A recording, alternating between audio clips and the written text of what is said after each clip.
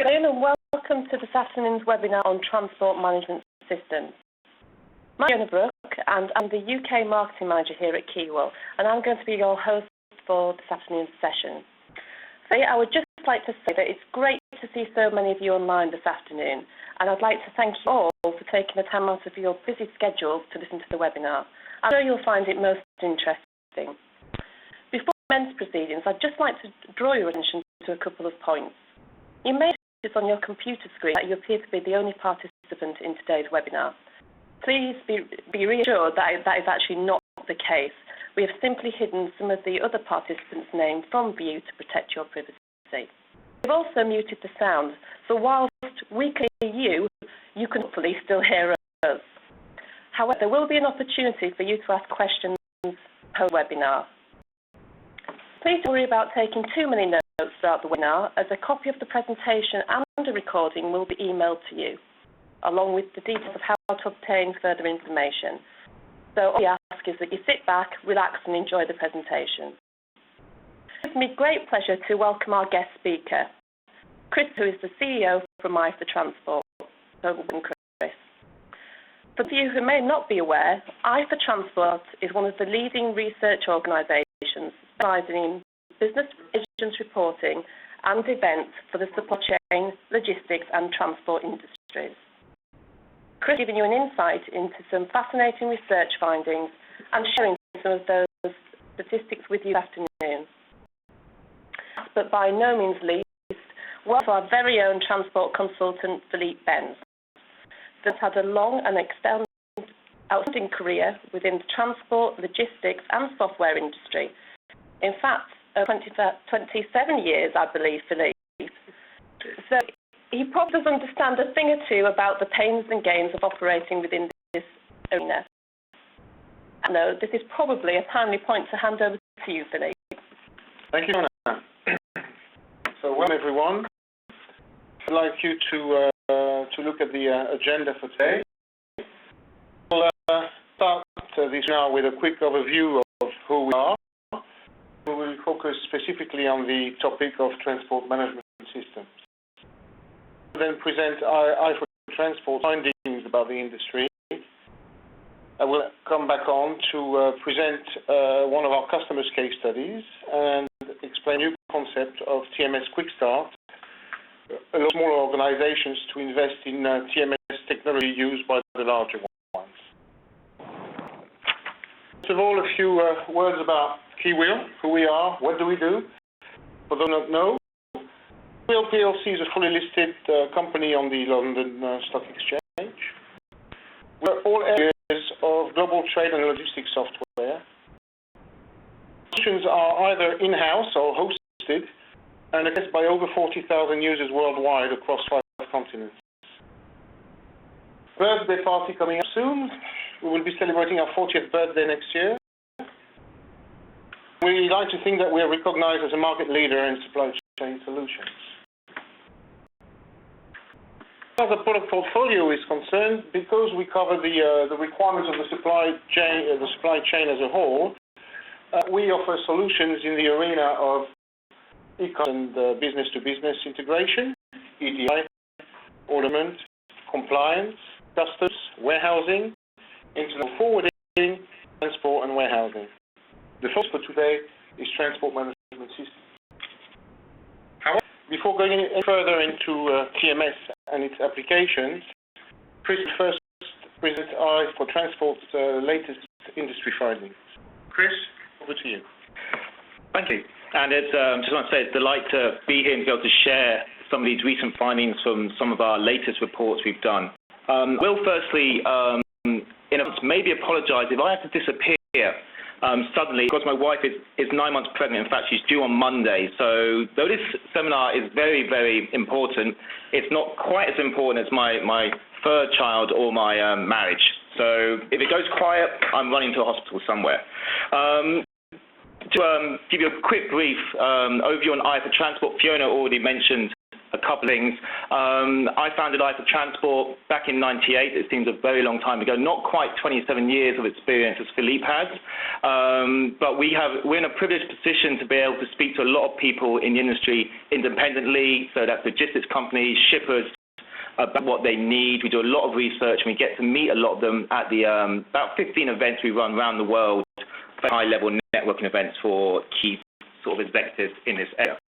But I'm going to shoot straight to the multicolored graphs. Hope you don't need your sunglasses on to see our sort of color codes we've got here. But the key thing I wanted to highlight on these graphs was, where transportation management came in both these graphs. So on the left, we have planned supply chain technology investment. So we asked the respondents, and there was a multitude of hundreds of respondents, which technologies, which supply chain technologies are they planning to make investments in the forthcoming 12 months? Now, you can see there supply chain visibility and transport management, or TMS systems, both polled around 40%.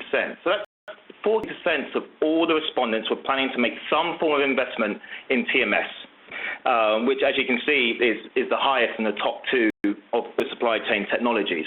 Now, this doesn't mean that 40% of companies didn't have a TMS beforehand, but with the systems and how things are changing, we've always found in our annual reports that this comes highly because people are seeming to want to reevaluate their TMS systems, look around, see what's best fitted for them. Maybe there's something cheaper on the market. So this is quite consistent over the last few years, that a TMS investment is always near the top of people's wish list.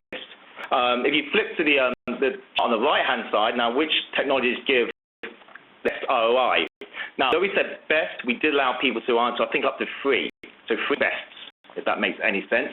And again, you can see transportation management, or TMS system, was over 50% of all respondents counted that as one of its best returns on investment, which is probably paramount to, to how good for this need, what you can get for the system, definitely compared to maybe an Excel sheet or things people use. If we go to the next slide, we can see we also asked which worst are, and as you'd expect, if we want to concentrate on transportation management again, it's pretty much, in terms of positiveness, it's not a bad ROI, with less than 10% of people believing they did not get a good ROI from transportation management. I will also, get off transportation management, draw your attention to RFID. On this, it's always in the news. It has been for 10 years. It was fated as being maybe the answer to supply chain technology in terms of tracking and tracing, especially in terms of supply chain visibility. But as you can see, still over 40% of respondents believe RFID to be a bad or be the worst ROI. However, this is coming down, believe it or not, and I'd expect in the future that sort of benefit you can get from RFID will become more and more obvious, and that amount will go down.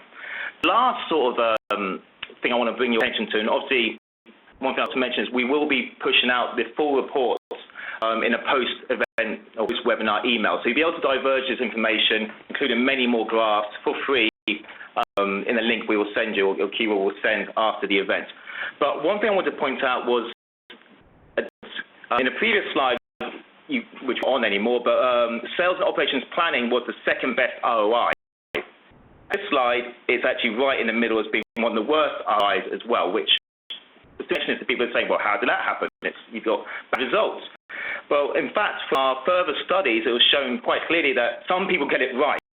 Not the fact that sales and operations planning is a bad or wrong or good supply chain technology, supply chain investment. It's just that the implementation, choosing the right system, and actually being the right company is all important there. That's not the case for something like transportation management, where it was across the board, seems to be a very good ROI and one of the investments most companies are planning to make. We also, and I wanted to bring attention to cloud. It's another, maybe it's people will say it's the RFID of the 2010s compared to RFID in 2000. But cloud's done the opposite. It's had a huge uptake of people using applications in the cloud. We've called it ASP in the past. We've called it software as a service. It's now called the cloud. I'm not that technical, but I understand there is a difference. But basically, it's a hosted service by somebody else. But as you can see, again, looking at transportation management and tracking and tracing, showing 40 to just over 40% of all users are using transportation management in the cloud. Now, I need to again emphasize this is of people who are already using the cloud for some type of supply chain. Obviously, there's about, and we've got this graph in the rest of the data, about 60% of all respondents don't use the cloud yet. But ones who do, 4% are using transportation management in the cloud. And we can only see this in the future as well. And you can see, again, that not only 40% are using it, there's probably another 10, 20% are looking to use it very soon. It's definitely a model which more and more companies are using for transportation management, for tracking and tracing, and as you can see, things like customer relationship management as well. Now, a little bit of further research, and it's on a slightly different slant, which was, where does the CEO or the head of IT, the top IT person in the company, where do they stand in relation to the executive team, the executive body who's driving a company? Now, the results here show that over 60% of respondents said their CIO or their head of IT in the executive management team. Now, though this doesn't sound good, I actually don't believe that fully. And the reason why is that for a lot of smaller companies, CIO or head of IT is probably also their COO or CEO. What we when we looked into this further, big companies, this percentage does go down. However, we've done study for a number of years, and it's definitely increasing. The power of the CIO, where they stand in relation to their board, is definitely rising. And this graph on the right-hand side shows that as well, where I believe the CIO or the head of IT should report mostly directly to the CEO. Again, a lot of CIO and head of ITs fill this report in, and they probably obviously want to report straight to the boss rather than anybody else. So you have to take some things with a pinch of salt. But the overarching theme there is that the CIO, the head of IT, is becoming more and more strategic, less and less pure IT. So it comes to decisions on supply chain technology investment, they're going to be looking at it from much more than just a technical, can it do the job it needs to do, but much more on a return on investment. Does it fit with the business culture? Does it fit with what we're trying to do? Does it fit with the economic environment at the moment? Etc. And that's very apparent when it comes to things like cloud-based solutions, which maybe have advantages over capital-heavy other things you can do. So to summarize, what does the research say then? Well, you can look what's on the slide. Basically, TMS systems highlighted as essential tools to minimize risk and provide maximum visibility. End-to-end visibility is the holy grail for some of these, for every company in terms of shipping or transportation. And it's been for years and years, but it's still not there, amazingly. It's still not there. That's why I sort of talked a little bit about RFID, because that's one very important component which can give that last mile or the last 100 yards or 50 yards in a storeroom can give us that visibility there. The next 12 months, investments in TMS solutions has been clearly highlighted to be one of the top supply chain technologies. And it does clearly yield one of the best ROIs of your buck, or of your pounds, or your euro. Again, TMS solutions, as you saw in the previous graph, are in the top two areas of company investment. And it has been for quite a few years, and I think they still will be for quite a few other years. We go on to a few more. The cloud. The enormous growth potential within the cloud. I showed on what I said, about 60% of respondents aren't cloud yet for supply chain function. They're not using it yet.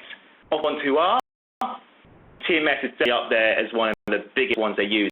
I believe over time, more and more both smaller but also bigger companies will see the cloud has benefits for them above and beyond maybe a traditional hosted internally system. That's going to be interesting to see, and we'll keep surveying that and hopefully report back about that varies in the coming years. The end-to-end supply chain visibility, or the holy grail, how do we get there? Again, very important, always it has been, always will be. Even when we get there, it will still be hugely important. Obviously, data is king when it comes to moving a good from A to B. More than anything else, knowing where it is, what's it going to do. And TMS obviously is a very important component of that. And lastly, the importance of the CIO. It's just as an IT specialist. In fact, I've met a few CIOs recently, have no IT background. It's great, I can talk to them. they're business people, they're business strategists. I was just 2 weeks ago, we were in Antwerp with the CEO of Panalpina. I met her in Las Vegas, but it was for work, and she was the CIO, and then the CFO, and now she's a CEO. I think she's one of the few who's actually moved from CEO to CEO, and that's a €5 billion company. So CIOs and IT, heads of IT, have to think business nowadays, more and more and more, especially with this environment. So that's me for now. Luckily, my wife did not go into labour, or I checked my phone anyway. So I'm going to hand you back over to Philippe for the rest of the presentation. Thank you, Chris. Findings were very interesting to us, and to put in place plans that they had for our TMS solution internally. So to set the scene, a bit of background on what Kewill offers in terms of transport solutions. The slide here will give an idea of the blue chip high-profile companies using our Kewill Logistics suite of Kewill Transport is a component. Large organizations such as TNT, DHL, more locally Fellow Welsh School Chain, or Gondrand UK. These are the type of organizations which we often call Tier 1 because we end up having multiple contracts with such organizations for global implementations. So they're much lengthy, functional requirement heavy configuration solutions. And these are the typical organizations using our solutions for TMS. To further detail what large organizations do with our solutions, we've decided to present to you one of our customer case, which we'll now look at. If all of you will have heard of Raben, but Raben is a very large organization, and through they said to investigate to start a selection process to replace their TMS. As you see on this slide, the project involves 9 countries, 50 plus sites or hubs, with 1,000 users, so what I would call a very large implementation. We started the process by involving 12 shortlisted suppliers, including Kewill, and quickly identified, however, that only a few of the companies could actually handle multi-country, multi-depot and networks within their software solutions. So here for Raben was to have one central system, one single database, where everybody could have what Chris was mentioning as visibility, creating orders for transport from A to B over multiple borders. And due to the size of this project, we ended up having to do an aggressive approach side by side. A typical implementation, this one took over 2 years, and kind of implementation makes people realize that not every organization can sustain such a large project in terms of available resources. Transport companies out there can afford to have 10, 20, 30 people involved in a project over 2 years. Not many. So we started to look at ways to make our product suite easier to implement, allowing organizations access to the functionality and technology which previously were only afforded by large organizations. And because of the history of Kewill in terms of expertise in hosting, the magic word cloud came out, and we thought, let's use our transport knowledge and the latest technology to try to offer something new to the market. So the first step when you look at adapting an existing product, such as our TMS, is to conduct some market research. So we have interesting findings we find here. Research back in 2010, we asked logistics service providers what were key issues they faced. LSPs, or logistics service providers, are faced with customer demands that stretch their supply chain capabilities. customers asking for more visibility, more reporting, more proactive actions, what kind of things that are being asked these days. Many service providers find, and here we saw in this survey that a third of the respondents considered that their current software was seen as a hindrance to actually getting the new business opportunities and flexibility. It took too long to get an EDI message, to receive data from the customer.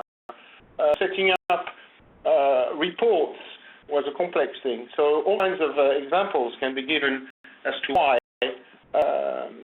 their software ended up being a barrier.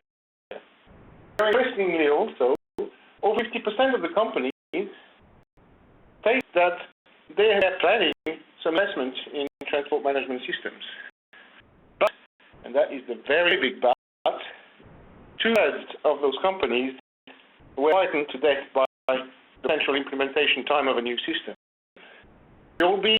We all day jobs. Can we afford to be disrupted in our day-to-day operation with a lengthy implementation or new software? The answer is no in most of the cases. That's some of the findings you found, you came across, Chris, as well. Yeah, definitely, especially in the economic environment we're in now. A lot of teams are being cut or were cut up 2008. Companies, especially the transport industry, had to get very lean, which meant they don't have that extra manpower to be able to divert resources from the key day-to-day, can we survive, can we make a profit, to look at this nice bit which could be good long-term. They just simply didn't have the time, and I've got that, from the horse's mouth, so to speak. So, both the research findings have shown that, but also, in a way, it's obvious. When you have to stick to your core competencies when it comes to that, and big investments are not just money, also time, energy, and direction. If that's not focused on sometimes a day-to-day, it's a little bit short-term thinking. We can understand it. Absolutely. Nice. So, with this analysis, we said, well, we potentially have a solution here. We have a TMS system that is recognized on the market as one of the best used by blue-chip companies. Can we adapt this solution to be easy to implement, cheaper to purchase, and flexible enough to handle such customer demands? And we started the search and the thinking of our quick start approach, which we'll discuss in a minute.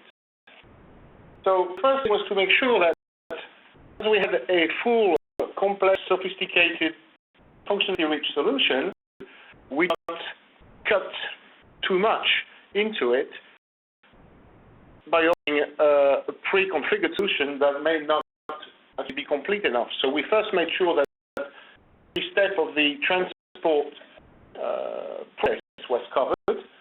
Customer services, creating jobs, entering tariffs, planning, to execution, to the financial settlement, billing, subcontractor invoicing and reconciliation. All the processes were covered, together with some proactive facilities in terms of track and trace responses to customers and reporting. So, to come up with a pre-configured solution, taking away a lot of the burden of configuring the solution as a customer-specific one. So this quick start concept was born. So what is TMS Quick Start? It's a set of the full transport management system solution. So in other words, it is not a separate solution, which may therefore be time definite and outgrown eventually. It is the full-blown solution, but pre-configured with a subset of functions. It's designed to get 3PLs and road freight forwarders running in as 20 days. And one of the main concerns of the LSP market is about long implementation projects. And it offers this reality from plan to execution and financial settlements. So, this system is implemented in large organizations, as we've seen for Robin, DHL, etc. but configured with best practices and, of course, our 30-plus years expertise in implementing solutions for our customers. What's the difference in the approach? TMS is a TMS. What's different about our approach? The we've taken is because of the expertise of Kewill in hosted solutions, SaaS, cloud, whatever terminology you want to use, combine the technology with the ability of bring a solution with a standard process instead of the customer-specific configuration. We the implementation manual, if you will, rather than a lengthy functional specification phase. A subset of functions which we deem essential, which are configured and delivered without necessarily losing the rest of the functionality, which can be then switched on at a later stage. It's avoid a lot of investment in terms of software knowledge of databases, etc. And so speeding up the instruction. And it offers them software as used by the larger organizations.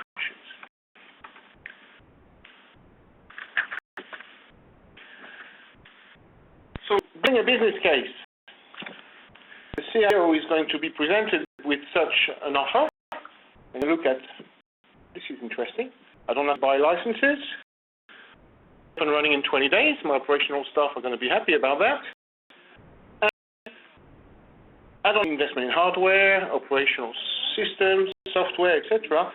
So that sounds already a very good case for ROI. And report, as Chris said to his CEO about return on investment, instead of it from a capital expenditure angle to his CEO, he can always switch it to an operational expenditure.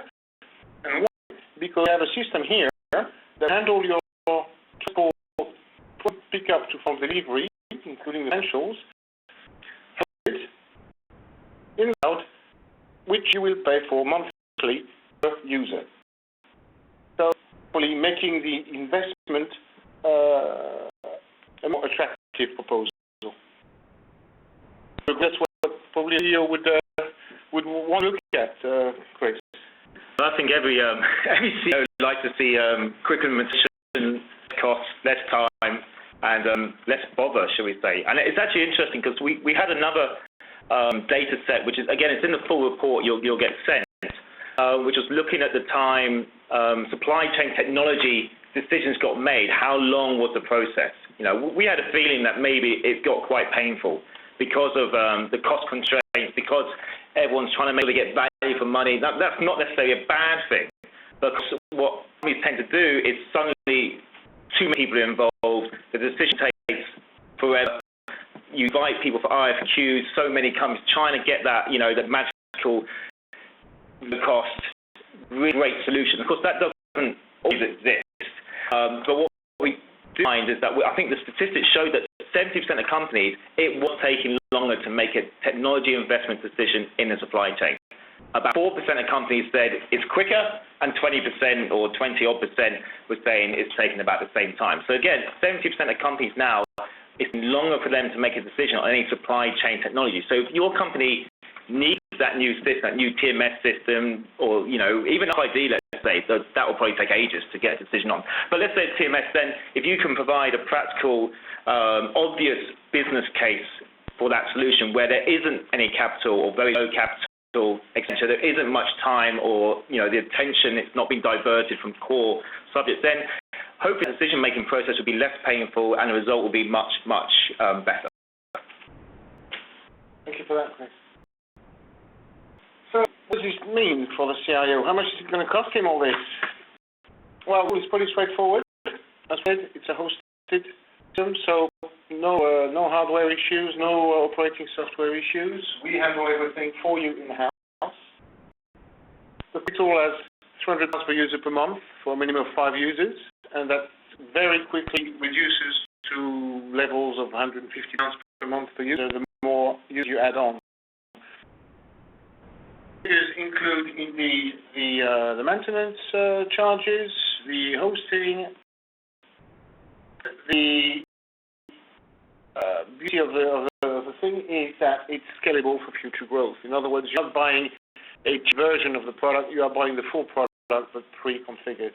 So if you want to start doing, we talked about FID, cross-docking, these kind of options at a later stage, it is possible to do so. We also offer professional services behind that to actually assist with the implementation of these extra modules as you require. In summary, just to show you what the solution looks like, via browser. It's listed, it's out of box, it's running in 20 days, it's modular, it's future-proof, and it's able, allowing you to add new customers and then increasing demand easily into the overall process. So the views reported in our research hopefully are answered. Demands are catered for thanks to the ability to configure the system, traffics, and process flows in a personalized way for your customers. The software, instead of being a barrier to business opportunity, can become a marketing tool, assisting you in getting new business, better than to show a modern-looking solution to your potential customers in trying to get new business. With the research about plans for investing in IT, we know that often these plans are pushed back because of financial constraints in organizations, especially in these difficult times. So these investments don't have to be put on the back burner anymore because of this pay-as-go or pay-monthly approach, which with your revenue streams, hopefully you can afford to implement new solutions.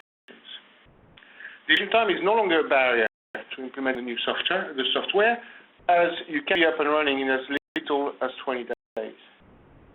This WYSIWYG, or what you see is what you get approach, allows you to be live quickly, and the solution on a case-by-case basis after go live, rather than always postponing a go live for a new system.